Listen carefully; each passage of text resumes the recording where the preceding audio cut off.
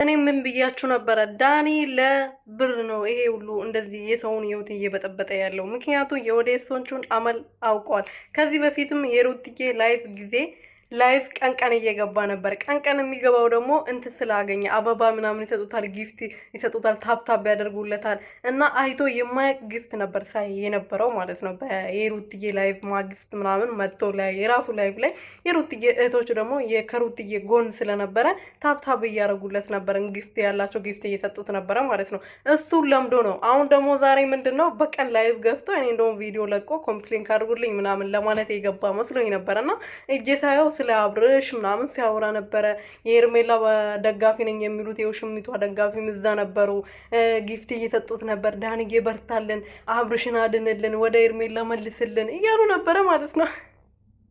እኔ እኮ ግርም ድንቅ ነው የሚሉኝ ማርያምን። እና ሰው ይሄናል እንዴት ነው እንደዚህ ሊጃጃል የሚችለው? ለምንድን ነው የማይነቁት? እነሱ በቃ እንትን የሆነ ግርግር ያለበት ቦታ ላይ ተጠግቶ ጥቅም ማግኘት ብቻ ነው ስራቸው ማለት ነው። ገባቸው አይደለ? በሄርሜላ እንትን በኩል ሲሆኑ እንደዛው በጋጋታ ሄዶ የራሳቸውን ገዝት አውርዶ የራሳቸውን ገስ ገልብጦ ነው እሱን ላይ ሲያዩት ሮጦ ሄዶ ታፕተብ የማያደርጉት ጊፍት ያላቸው ጊፍት የሚሰጡት ማለት ነው። እና ይሄናል መጃጃል አያስፈልግም፣ ንቁ ለማለት ነው።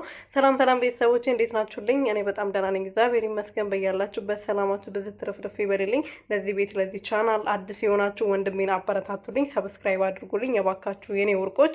ተወዳችሁ ስከረባበትላችሁ ሳፈቅራችሁ ተወዳችሁ ሳፈቅራችሁ እና ሰብስክራይብ አድርጉ። እና ምን ልላችሁ ፈልጌ ነው ዛሬ ዳንዬው እንዳልኳችሁ ጥቅም ፈለጋ ነው እንደዚህ እያበደ ያለው። እሱ ባለበት ቦታ ነው መገኘት የሚፈልገው፣ ገንዘብ ያለበት ቦታ። በቃ እሱ አሽቃባጭ ነው ባጭሩ። እኔ የሚገርመኝ ከሱ ጋር እየሄዱ የሚያሽቃብጡ ሰዎች ናቸው። የሄርሜላ እንግዲህ ደጋፊ ነኝ የሚሉት አሁን ደግሞ ከሜሪ ጋር ሲያሽቃብጡ ነበር። ሜሪ ጌኔ ጀግና ሲሉ ነበር። ያኔ ለሄርሜላ 200 ሺህ ነው ስንት ብር ሽል ተሰጣቻቸው ምናምን ብሎ የመጡ ቀን ማለት ነው። በዛ ማግስት እንግዲህ ቲክቶክ እሷ ነው ምናምን አሽቃብጦ ነበር። አሁን ደግሞ ወደ እሷ ተገልብጠዋል። ዳኒ ደግሞ እንደዚህ ሲያደርግ እንዴት ነው ሰው ሊነቃ ማይችለው? ገባቸው አይደለ? ትናንትና እንደዛ ነበር፣ ዛሬ እንዴት ተገልበጠ ወደ ሄርሜላ ብሎ ለምን አያስቡም? ግን ለምንድን ነው ይናል መጃጃል የፈለጋችሁት? የምር